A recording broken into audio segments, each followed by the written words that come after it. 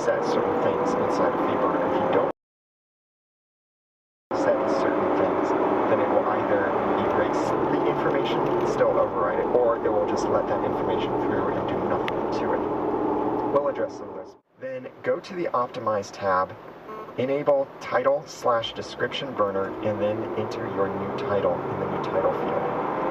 But if you're not using FeedBurner or not using the title description burner option inside of FeedBurner, then in PowerPress and WordPress, there are a couple different places where you change this definition, like your title, or if you want to release your podcast in multiple formats. Like for the Audacity to podcast, I'm using podcast channels in order to have an audio feed and a video feed.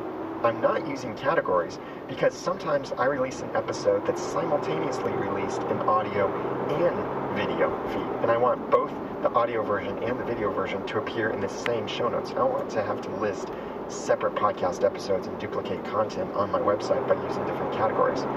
So I'm using podcast channels so that I have an audio channel and a video channel, and both channels can be attached to the same single episode or show notes. But on the category side of things, you can post the same episode in multiple categories, and categories are best for if you're running multiple podcasts into iTunes. So maybe I wanted to do the Audacity to podcast, and my other podcast is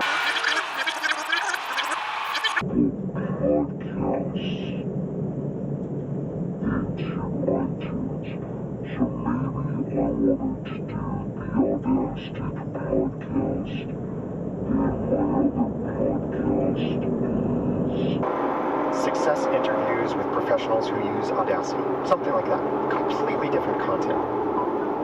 So I would make a category for that podcast and a category